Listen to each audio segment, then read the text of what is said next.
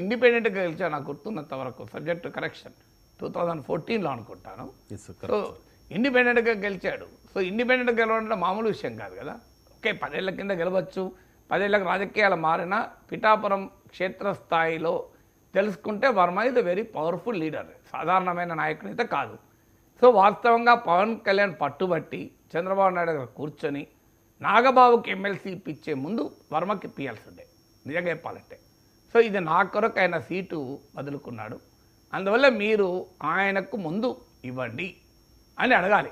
ఎందుకంటే that responsibility, తన గెలుపు బాధ్యత వర్మ మీద పెట్టాడు. అది బయటలో కూడా మనం గతంలో ప్లే చేశాం. నా గెలుపు నీ చేతిలో ఉంది అని పవన్ కళ్యాణ్ వర్మను ఉద్దేశించి బహిరంగంగా అన్నమాట. ఆఖరికి జూనియర్ వర్మను కూడా కృతజ్ఞతలు చెప్పాడు. వర్మ కొడుకు కూడా జూనియర్ వర్మ అని పేరు పెట్టి చెప్పాడు. మరి వర్మ గెలుపు, నా గెలుపు బయట రెడీగా ఉంది, ఒకసారి విందాం. బయట నాకు ఈయనతోటి నాకు బాబు నువ్వు కూర్చోండి, నాకు కనిపించలేదు. నాకు ఈయనతోటి నచ్చుద్ది. ఈయన ముఖస్థితి లేకుండా మాట్లాడతారు. ఈయన నిలబడి, అలాంటి వాడు నిలబడితే ఎంత గట్టిగా నిలబడతామో నాకు తెలుసు. వారి అబ్బాయికి కూడా మనస్ఫూర్తిగా ప్రత్యేకమైన కృతజ్ఞతలు. జూనియర్ వర్మ గారికి, ముఖ్యంగా వర్మ గారికి, నియోజకవర్గం నా గెలుపు మీ చేతుల్లో పెట్టాం. చేతిలో చేసి మీ చేతిలో పెట్టారు. గెలుపు అంత మాట అన్న తర్వాత అంటే పవన్ కళ్యాణ్ గెలుపును వర్మ చేతిలో పెడితే వర్మ రాజకీయ భవిష్యత్తు పవన్ కళ్యాణ్ చేతిలో ఉండదా? సింపుల్ కదా. ఇప్పుడు పవన్ కళ్యాణ్ గెలుపును వర్మ చేతిలో పెట్టాడు, వర్మ రాజకీయ భవిష్యత్తును పవన్ కళ్యాణ్ ఎందుకు తీసుకోలేదు పోనీయండి, కారణాలు ఏదైనా. తీసుకున్నప్పుడు నాగబాబు కర్మ అంటే ఇప్పుడు ఇది ఎవరి కర్మ? అంటే పవన్ కళ్యాణ్కి మద్దతు ఇవ్వడం కర్మనా? తెలుగుదేశం పార్టీ కార్యకర్తగా నిలబడి పవన్ కళ్యాణ్ గెలుపులో పాత్ర పోషించడం కర్మనా? లేకుంటే తన పవన్ కళ్యాణ్ గెలుపు తన చేతిలో పెట్టాడని పవన్ కళ్యాణ్ను వర్మ నమ్మడం కర్మనా? ఏం కర్మ? అసలు జనసేనకు నాగబాబు వ్యాఖ్యలే కర్మ నిజంగా చెప్పాలంటే. జనసేన టీడీపీ కూటమికి నాగబాబు వ్యాఖ్యలు కర్మ. సో ఈ కర్మ అయ్యే వరకు వర్మ ఇష్యూ వచ్చింది పిఠాపురంలో. ఆ గ్యాప్ అంత ఈజీగా పోదు. ఎందుకంటే పొమ్మ ఉంటే పోదుర చెలియా, దాని పేరే పిఠాపురం రా అనాలి. ఇప్పుడు మనం ఆ పాట పాడుకోవాలంటే అది ఎంతకాలం ఉంటుంది. పొమ్మంటే పోదుర చెలియా, దాని పేరే పిఠాపురం, అది వర్మాశ కర్మల గోళ అని మనం పాట పాడుకోవాలి. అది ఎందుకంటే అది అనివార్యం. ఇప్పుడు పోతుంది, ఇప్పుడు పోతుంది. పవన్ కళ్యాణ్ రెస్పాన్సిబిలిటీ తీసుకొని వర్మకు రాజకీయ పునరావాసం, పొలిటికల్ రీహాబిలిటీ జరపాలి. ఇలా వర్మకు మరో ఆప్షన్ లేదు. ఇలా తెలుగుదేశం అధికారంలో ఉంది, వైసీపీ కోలుకుంటలేదు. ఇప్పుడున్న రాజకీయ పరిస్థితుల్లో ఆయన కామ్గా ఉండాల్సిందే, అందుకే ఉన్నాడు. కానీ ఆ మంట లోపలైతే కలిగిన మంట, నాగబాబు వ్యాఖ్యలతో పెరిగిన మంట, మొదలు పవన్ కళ్యాణ్ పిఠాపురం రావడం వల్ల తనకు సీటు పోయిందన్న మంట, ఆ తర్వాత ఆ మంట కాస్త చల్లార్చుకొని పవన్ కళ్యాణ్ స్థాయిలో వచ్చి ఆ చేతిలో ఆయన విజయాన్ని పెట్టాడు కనుక కాస్త మంట చల్లారిందనుకుంటే ఇప్పుడు నాగబాబు కర్మ అనడం వల్ల ఇంకా మంటలు పెరుగుంటాయి. సో అందువల్ల టీడీపీ జనసేన నేతల మధ్య ఉండేటువంటి ప్రాబ్లం కెమిస్ట్రీ, ఫిజిక్స్. కెమిస్ట్రీ ఉంటే బ్రహ్మాండంగా ఉంటుంది. ఎన్నికలకు ముందు కెమిస్ట్రీ, ఎన్నికల తర్వాత ఫిజిక్స్. ఇది వ్యవహార సరళి. వర్మకు ఎన్నికలకు ముందు వర్మతో పవన్ కళ్యాణ్ కెమిస్ట్రీ, ఎన్నికల తర్వాత వర్మతో నాగబాబు ఫిజిక్స్. సో ఫిజిక్స్ అంటే హార్డ్ కదా. సో జరుగుతున్న పరిణామం అది. ఇక తిరువూరు అంటే అది ఇంకా ఆశ్చర్యం. అసలు ఏం జరుగుతుంది స్థానికంగా? ఒకప్పటి తెలుగుదేశమైనా ఇది. చంద్రబాబు నాయుడు అంటే భయపడేవాళ్ళు. ఇప్పుడు లోకేష్ రోజు పార్టీ క్రమశిక్షణ గురించి మాట్లాడుతున్నారు. పక్కనే ఉన్న తిరువూరు ఏం జరుగుతుంది?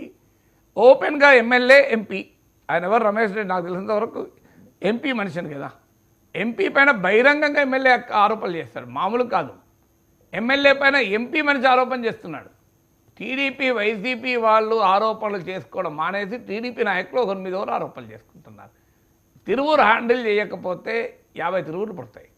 ఎందుకంటే మిగతా నాయకులకు, ఎందుకంటే అధికారం 5 ఏళ్ల తర్వాత వచ్చింది. ఒక తిరుగులేని అధికారం వచ్చింది.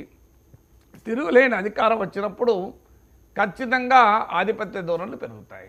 ఒక రాజకీయ పార్టీ, పెద్ద పార్టీ. సో అనివార్యంగా వస్తాయి లోకల్గా కుటుంబ సమస్యలే, లోకేష్ భాషలో చెప్పాలంటే. కాదని కాదు, కుటుంబ సమస్యలు రావడంలో ఆశ్చర్యమేం లేదు. ఆ కుటుంబము సమస్యలు రోడ్డు మీద పడి వీధిలో గల్లలు పట్టుకుంటుంటే ఆ తండ్రి కుటుంబ సమస్యలు ఏం చేస్తాం, గల్లలు పట్టుకుంటారు రోడ్డు మీద అని అంటే ఆ కుటుంబం పట్ల సమాజంలో గౌరవం తగ్గుతుంది. కుటుంబ సమస్య విత్ ఇన్ 4 walls మీరు ఎంతన్నా కొట్టుకోండి, ఏం కాదు. సో పరిష్కరించుకోకండి. కానీ రోడ్డు మీదకి వచ్చారు కదా, బహిరంగంగానే కదా రోడ్డు మీదకి వచ్చి పార్టీ క్రమశిక్షణ ధిక్కరించి బహిరంగంగా పార్టీలో కుమ్ములాటలు కనబడుతుంటే దాన్ని ఇన్ని రోజులైనా కమిటీల పేరిట తాత్సారం చేస్తుంటే నాయకత్వం పరిష్కరించలేని స్థితిలో ఉందా? ఇంతమంది 164 మంది ఎమ్మెల్యేల బలం ఉన్న ప్రభుత్వం ఇది. పోనీ ఏదో 1-2 సీట్ల మెజార్టీ ఉంది, ఏ ఎమ్మెల్యేను కోల్పోలేం, ఏ ఎంపీని వదులుకోలేం అంటే అర్థం చేసుకోవచ్చు. లేదు, రేవంత్ రెడ్డి లాగా కాంగ్రెస్ పార్టీ నాయకుడు, అదొక జాతీయ పార్టీ, పూర్తిగా అధికారం ఉండదు, ఎందువల్ల జాగ్రత్తగా ఉండాలంటే అర్థం చేసుకోవచ్చు. ఇక్కడ 164 మంది ఎమ్మెల్యేలు ఉన్నారు, 22 మంది ఎంపీలు ఉన్నారు, అధికారం రాష్ట్రంలో ఉంది, కేంద్రంలో ఉంది. చంద్రబాబు నాయుడు ఏం చెప్తే అది. ప్రజలు చంద్రబాబు నాయుడు చూసి ఓటేశారు. తిరువూరులో శ్రీనివాసరావు చూసి ఓటేయలేదు, విజయవాడలో కేశినేని చిన్నిని నానిని చూసి ఓటేయలేదు, చంద్రబాబు నాయుడు చూసి ఓటేశారు కదా. మరి ఇక ప్రాబ్లం ఏంటి అసలు? ఎందుకు చర్య ఎందుకు సమస్యను నేను ఎవరిపైన చర్య తీసుకోమని నేను చెప్పడం లేదు, సమస్యను ఎందుకు పరిష్కరించలేకపోతున్నారు? సమస్య ఎందుకు రోడ్డు మీదకి వచ్చింది? పార్టీ ప్రతిష్టను దెబ్బతీసే రీతిలో నేతలు బహిరంగంగా కొట్లాడుకుంటే, రోజుల తరబడి జరుగుతుంటే, సీరియల్ లాగా నడుస్తుంటే పార్టీ ఎందుకు చర్యలు తీసుకుంటలేదు అన్నది ఇప్పుడు తెలుగుదేశం వర్గాలకే అర్థం కాని అంశంగా మారిపోయింది. Right sir. ఇక నెక్స్ట్ టాపిక్ వచ్చేసి మలయాళ సూపర్ స్టార్ మోహన్ లాల్ నటించిన లూసిఫర్ సినిమాకు సీక్వెల్గా వచ్చిన L2 ఎంపురాన్, ఈ సినిమా మీద వివాదం నడుస్తుంది సార్. కొందరు మనోభావాలు దెబ్బతిన్నాయి కాబట్టి కొన్ని సీన్లను తొలగించాలని కూడా కొంతమంది డిమాండ్ చేస్తున్న పరిస్థితి. ఇప్పటికే మోహన్ లాల్ క్షమాపణ కూడా చెప్పారు. అసలు ఈ కాంట్రవర్సీకి కారణం ఏంటి? ఆ సినిమాలో ఉన్న అభ్యంతరకర అంశాలు ఏంటి సార్? ఇప్పుడు L2 ఎంపరం సినిమా యొక్క గొప్పతనం కూడా మనం చెప్పాలి. నేను సినిమా చూడలేదు కానీ చదివింది ఏంటంటే, అందులో నటించిన నటులు, దర్శకులు, ఆఖరికి బ్యాక్గ్రౌండ్లో పనిచేసే వాళ్ళు కూడా అందరూ అవార్డు విన్నింగ్. దాని గొప్పతనం ఏంటంటే every staff is an award winning staff. So ఆ సినిమా బంపర్ హిట్ కూడా అవుతుంది. మీకు ఇప్పటికే 100 కోట్ల కలెక్షన్స్ వచ్చేసాయని. సో విచిత్రం ఏంటంటే CBSE సర్టిఫై చేసింది, central board of film certification వచ్చేసింది. సో సెన్సార్ బోర్డు సర్టిఫై చేసి సినిమా విడుదలైంది. నిజంగానే అభ్యంతరకరమైన సీన్లు ఉంటే సెన్సార్ బోర్డు సర్టిఫై చేస్తుందా? అందులో అభ్యంతరం ఏంటి? హిందుత్వను తప్పుగా చూపెట్టారు అని. సెన్సార్ బోర్డు ఎవరి చేతిలో ఉంటుంది? కేంద్ర ప్రభుత్వం చేతిలో ఉంటుంది. కేంద్ర ప్రభుత్వం ఎవరి ప్రభుత్వం? బీజేపీ ప్రభుత్వం. బీజేపీ ప్రభుత్వము నియమించిన హిందుత్వవాదులతో కూడిన సెన్సార్ బోర్డేగా. సెన్సార్ బోర్డులో సగం మంది వాళ్ళే ఉంటారు కదా, ఏ పార్టీ అధికారం ఉంటే వాళ్ళే పెట్టుకుంటారు కదా, కామన్ సహజం కదా. మరి మీ ప్రభుత్వంలో ఉన్న సెన్సార్ బోర్డే సర్టిఫై చేసి ఏ ప్రాబ్లము లేదు అని సినిమాకు గోహెడ్ ఇచ్చాక ఇప్పుడు మాకు అభ్యంతరాలు